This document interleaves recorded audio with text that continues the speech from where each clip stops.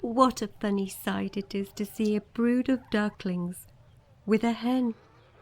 Listen to the story of Jemima Puddleduck, who was annoyed because the farmer's wife would not let her hatch her own eggs.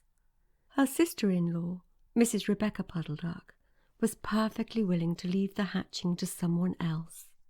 "I have not the patience to sit on a nest for 28 days, and no more have you, Jemima. You would let them go cold. You know you would." "I wish to hatch my own eggs. I will hatch them all by myself," quacked Jemima Puddleduck. She tried to hide her eggs, but they were always found and carried off. Jemima Puddleduck became quite desperate.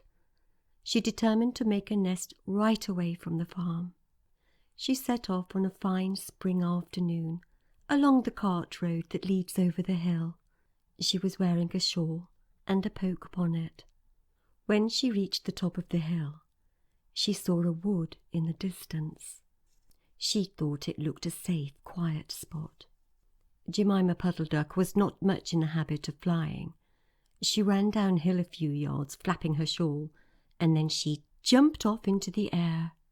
She flew beautifully when she had a good start. She skimmed along over the tree-tops until she saw an open place in the middle of the wood where the trees and brushwood had been cleared. Jemima alighted rather heavily and began to waddle about in search of a convenient, dry nesting place. She rather fancied a tree stump among some tall foxgloves. But, seated upon the stump, she was startled to find an elegantly dressed gentleman reading a newspaper. He had black prick ears and sandy-coloured whiskers. "Quack!" said Jemima Puddleduck, with her head and her bonnet on the one side. "Quack!" The gentleman raised his eyes above the newspaper and looked curiously at Jemima. "Madame, have you lost your way?" said he. He had a long bushy tail, which he was sitting upon, as the stump was somewhat damp. Jemima thought him mighty civil and handsome. She explained that she had not lost her way, but that she was trying to find a convenient dry nesting place. "Ah, is that so?" "Indeed," said the gentleman with sandy whiskers, looking curiously at Jemima. He folded up the newspaper and put it in his coat-tail pocket. Jemima complained of the superfluous hen. "Indeed, how interesting! I wish I could meet with that fowl. I would teach it to mind its own business. But as to a nest, there is no difficulty. I have a sackful of feathers in my woodshed. No, my dear madam, you will be in nobody's way. You may sit there as long as you like," said the bushy, long-tailed gentleman. He led the way to a very retired, dismal-looking house amongst the foxgloves. It was built of faggots and turf, and there were 2 broken pails, one on top of another, by way of a chimney. "This is my summer residence. You would not find my winter house so convenient," said the hospitable gentleman. There was a tumble-down shed at the back of the house, made of old soap-boxes. The gentleman opened the door and showed Jemima in. The shed was almost quite full of feathers. It was almost suffocating, but it was comfortable and very soft.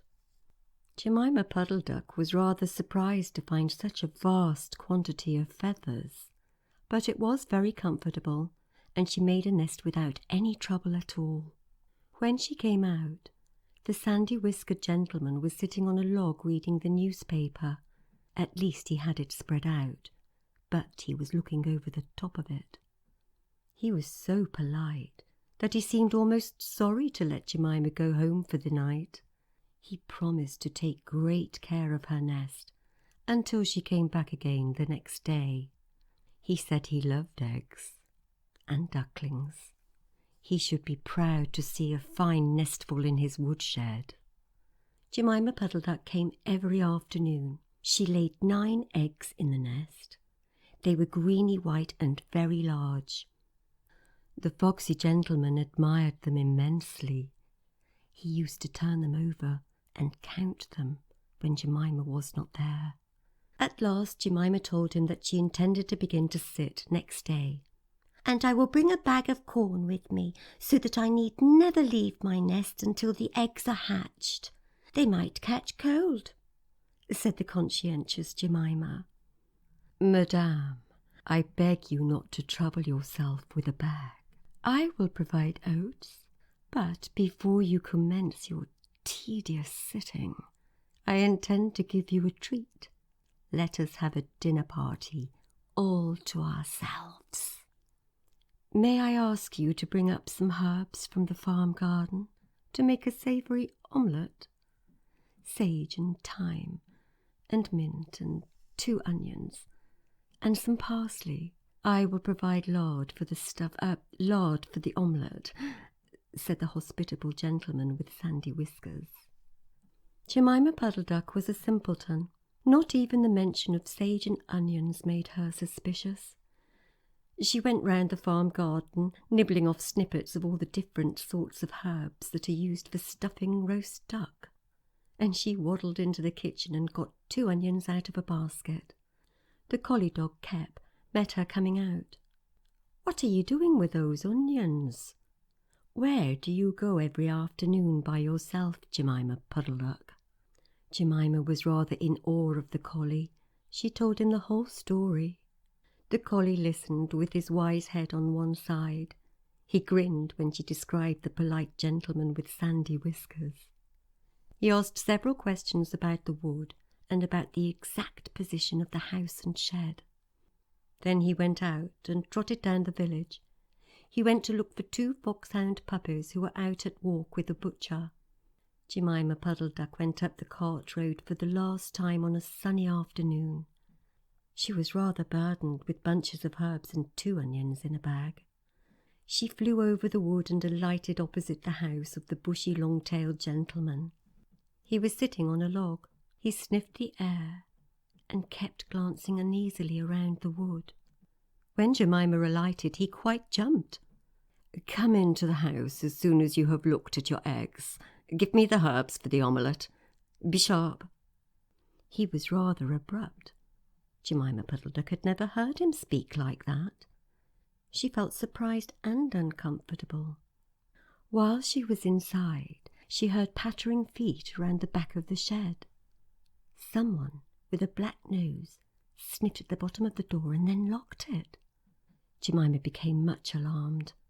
A moment afterward, there were the most awful noises, barking and baying, growls and howls, squealing and groans, and nothing more was ever seen of the foxy-whiskered gentleman.